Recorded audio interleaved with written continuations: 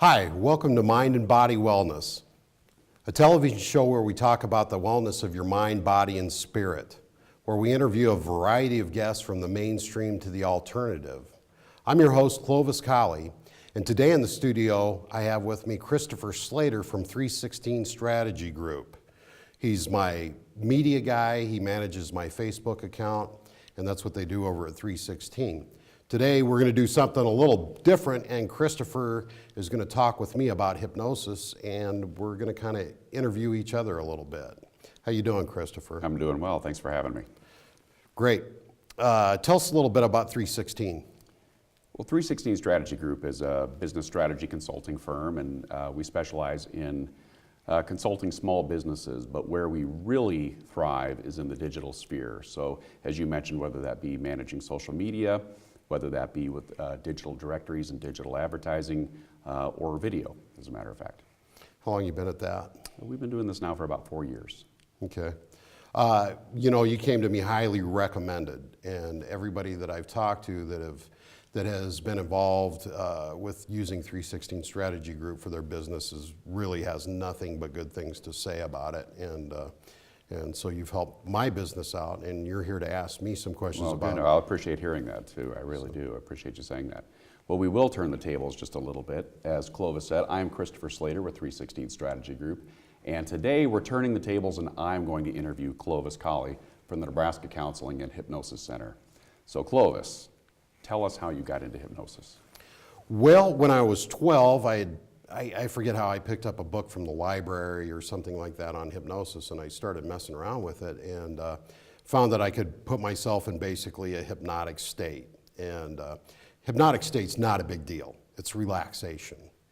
But in that relaxation, you can give yourself suggestions. You can kind of reprogram the way that you think about things and visualize things. And I started visualizing doing better at some sports and in other areas of my life, and found that I really improved at those things much more quickly than I should have by standard means. And from that point on, I was absolutely hooked.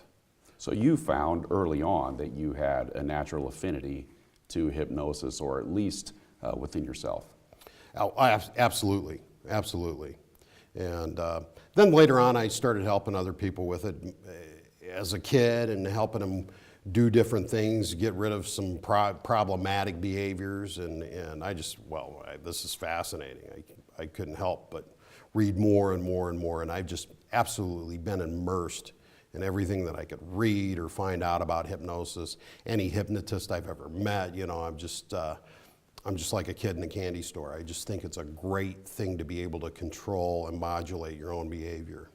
And now with the Nebraska Counseling and Hypnosis Center, what would you say is probably what would be the most popular request that you get for somebody coming to you for hypnosis? Well, the standard things. I get three things. I get hypnosis, weight loss, and what people call anxiety.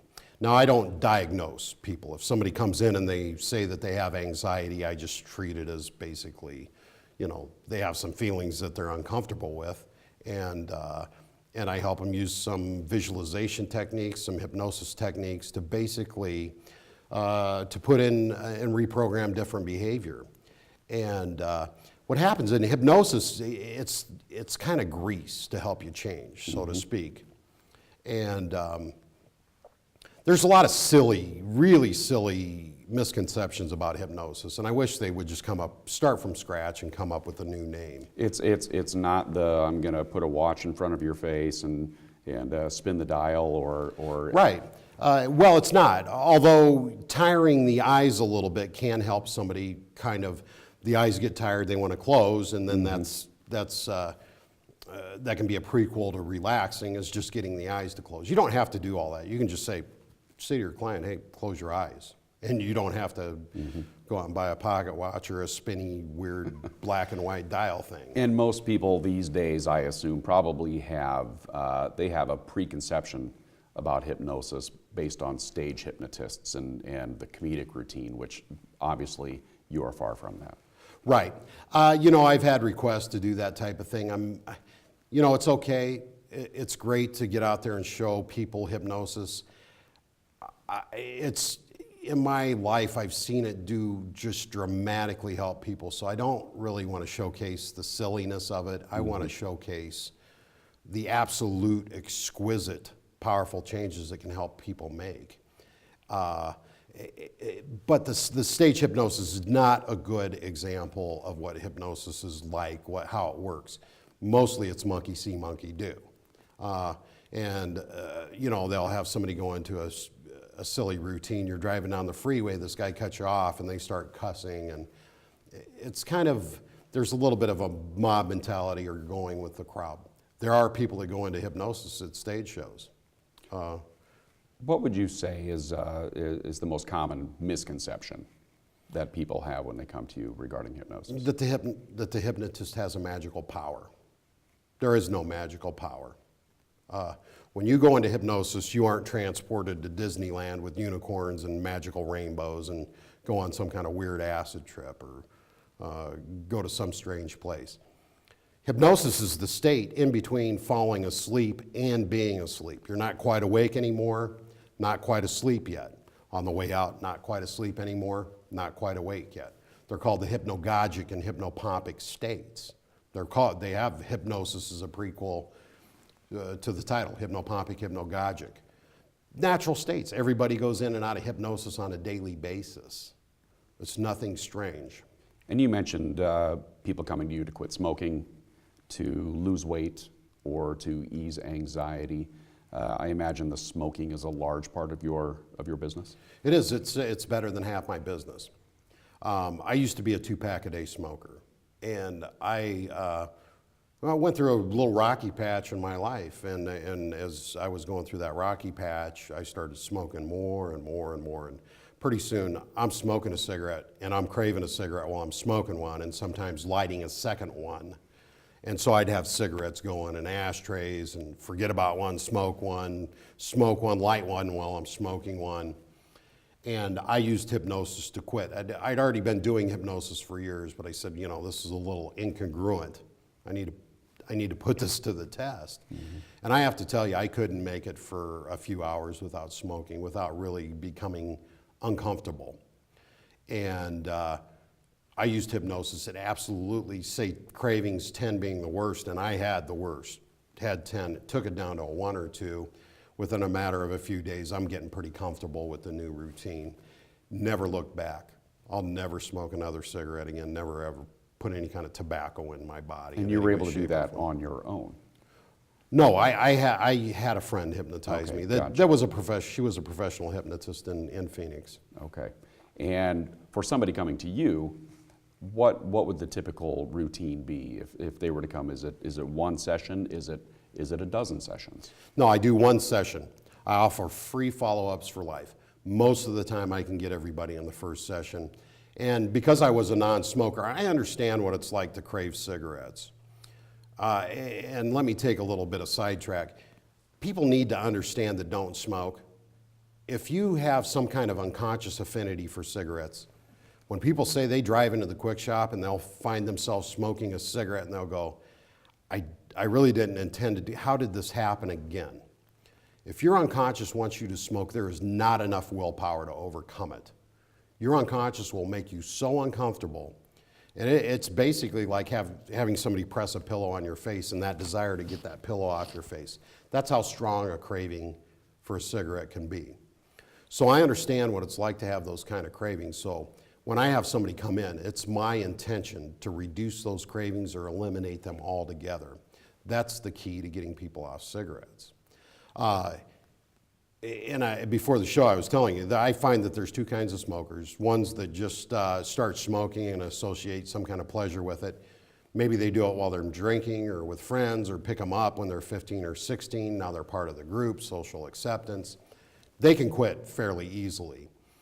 There's another type of smoker that has maybe experienced a lot of negative emotion, maybe some trauma in their life, and when they smoke, it takes their mind off of it, it relieves that, it distracts that. Sure.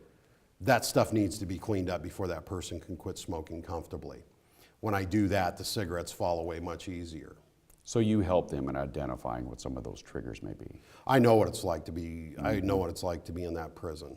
of absolutely. When I smoked, and I smoked them in about 3 puffs, so I got them really hot.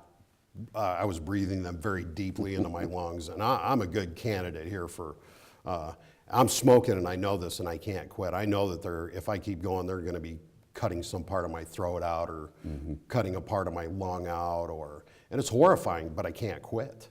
And so yes, I know what a smoker goes through when they're trying to quit. Gotcha. So, additionally, you mentioned the weight loss as well. Somebody coming to you for assistance with weight loss, is it typically through hypnosis? Is that something where the hypnosis may help them with their food triggers, or is it something where it might help them with their energy level, or is it a combination of both? It's a combination of everything. And when somebody comes in to be hypnotized for weight loss, now that's 3 parts. I need to spread that out a little bit to make that work really well. I'm going to do a thorough intake. I'm going to find out what's going on. What are they eating? What are their triggers? What kind of foods they're eating? Are they overeating? A lot of people that are overweight are not overeating.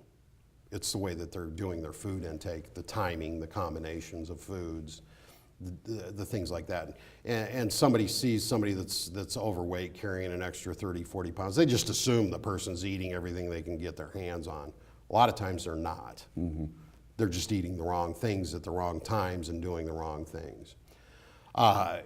Where hypnosis shines is I can help them adjust their diet in a certain way. And of course, this is done under the supervision of their doctor. I have to know what their doctor's saying to them. And I can help them adjust things and create a lot of longevity in the patterns. So they're going down the road. It's not like they're trying to fight anything off. I make them comfortable with the way of life that they need, with the dietary decisions they need to make. And if they've had a diet prescribed by a doctor or that's worked really well for them, hypnosis can really give them a lot of support in staying on it. So it's with that, again, it's the comfort level. Now, some people use food in the same way that they use cigarettes to avoid. There can be a lot of avoidance behavior with that. Now, if they're doing that, I help them adjust maybe some feelings of discomfort and I help them have a little better sense of well-being. And then the nervous eating, the grazing goes away. And I would imagine that anxiety then is also a part of both the smoking and somebody that may be overeating or not eating well. When it comes to helping somebody with their anxiety, what's a typical approach that you may take with them? What I do is, a lot of people come in, they just don't know how to relax. And I know that sounds really silly, but a lot of people just I can relate. Don't know how to stop and relax and just take a deep breath and slow down for a minute. The first thing I do is just help them get calmed down. I give them a keyword so they can access the hypnotic state anytime that they feel like it, and teach them how to go in and out of that hypnotic state on their own, so they can start to control their own behavior, so they can go into basically what's a meditation without having to go and chant underneath a tree. They can sit in their easy chair, say their keyword, go into hypnosis for 5 or 10 minutes. That provides a lot of benefit. And it would be easy to underestimate 5 or 10 minutes of relaxation, but it's very powerful. It resets a lot of things in your body. And just one of the things I do in my weight loss program, one of the things they need to do is take 10 minutes of personal time every day. No Facebook, no Twitter, no phones, pets, kids. 10 minutes of personal time, and that goes a long, long ways. You would think that would be very easy to do in 24 hours, but I think you're exactly right. Most people do not dedicate time to themselves. No, it's just, we have such a constant barrage of input going into our input channels all the time. To be removed from 10 minutes, for 10 minutes can really, really smooth out your brain waves, smooth out your body chemistry. It's just massively beneficial. When people do that, a lot of the food cravings drop away. A lot of the edginess, the uneasy feelings, a lot of those just poof, they're gone. What would you say, Clovis, is might be a common request that you get that perhaps you're not the solution for, or hypnosis may not be a candidate for? If somebody's mentally ill, that's beyond my scope. If they're under the care of a psychiatrist and they're suicidal, things like that, that's clear out of the scope of what I do. They need to go to a psychiatrist to get help for those kinds of things. Now, I'll take a referral from a psychiatrist and I can help people get unstuck very quickly. It may be in a certain part, but they need to have a psychiatrist oversee that, and I need a written referral for those kinds of things. Sure. What are some other things that people might come to you for? I would imagine that athletes of a certain level may come to you for help with focus, perhaps. I absolutely love that. I'm dealing with cigarettes all the time, weight loss. It's a real treat for me to get somebody in that's doing great, that wants to do better. And I've had semi-pro boxers come in. I've had I've dealt with PGA golfers at various times, salespeople. And so you're talking about somebody that's really, they come into my clinic, they do everything I ask, they're hungry for the result. The athletes are in good shape, and believe it or not, I can do a lot more work in hypnosis with somebody that's physically fit. Really? I can make some pretty powerful and profound changes. Whereas somebody that maybe has been smoking and haven't been taking care of themselves, they have a harder time visualizing. They're slower to make changes. They don't have the oxygen going to their body. Now, somebody that's out there and aggressively taking care of themselves, I can get really, really profound change in one session. I've had salespeople that have made more in 1 month after seeing me than they did in the last year. And is a lot of that attributed to then a new focus? Well, focus is what I would call a hypnotic word. It's kind of empty. That's when you use words like hypnosis, happiness, they don't really mean much except to individual people.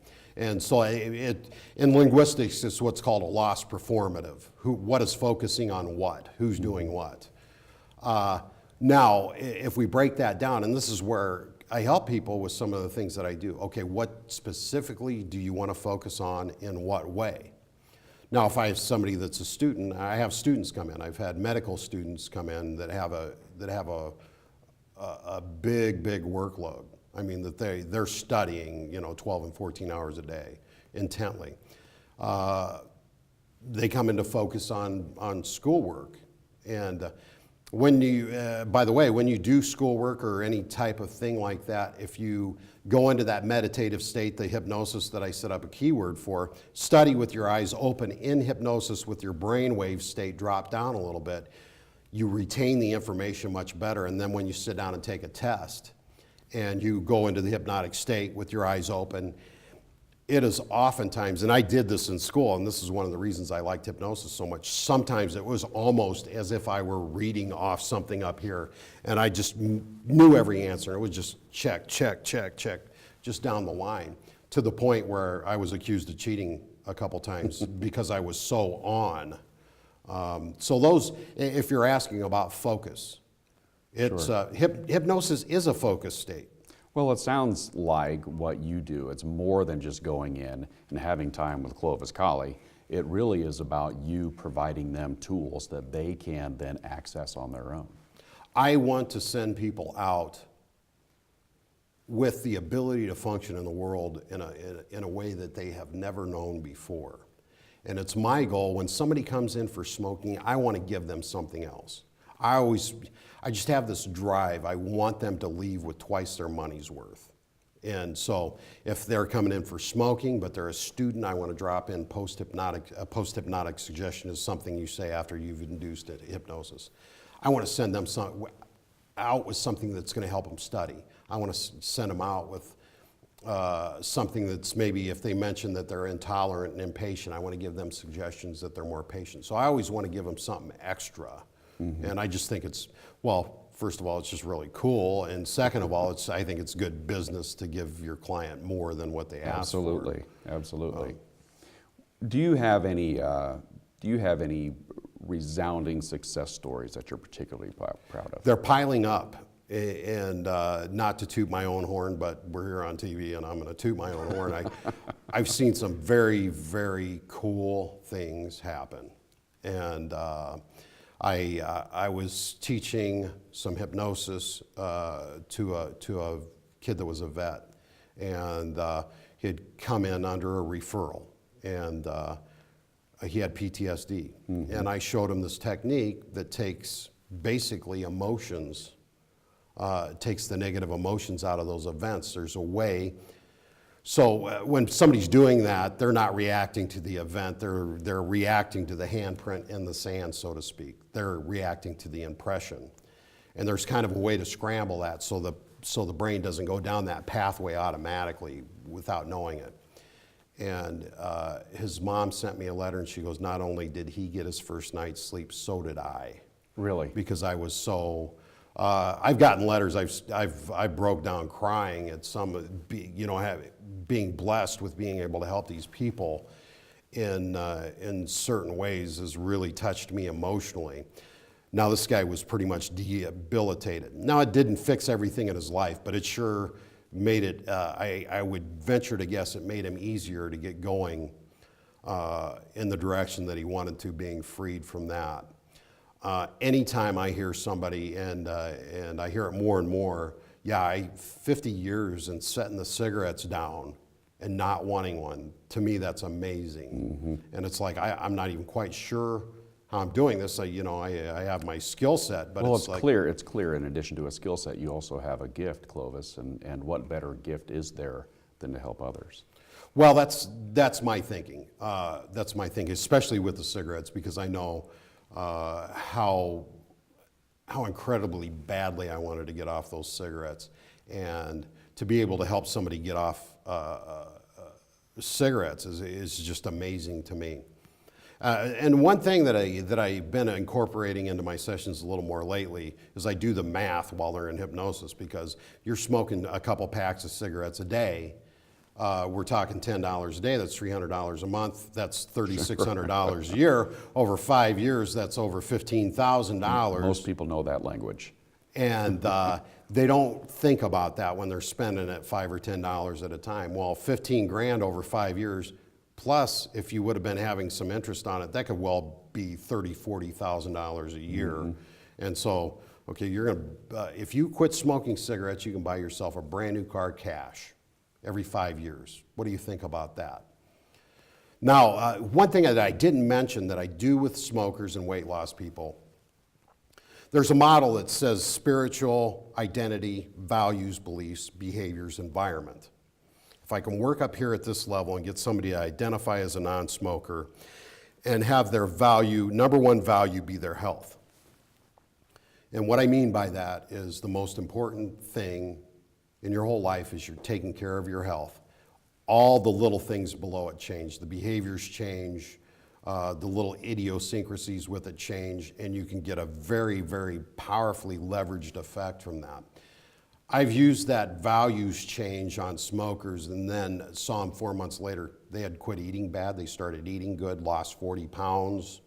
And that's, as opposed to gaining weight when they quit smoking. Which well, and that's important because oftentimes the concern with women is if they quit smoking, they're going to gain weight. Right.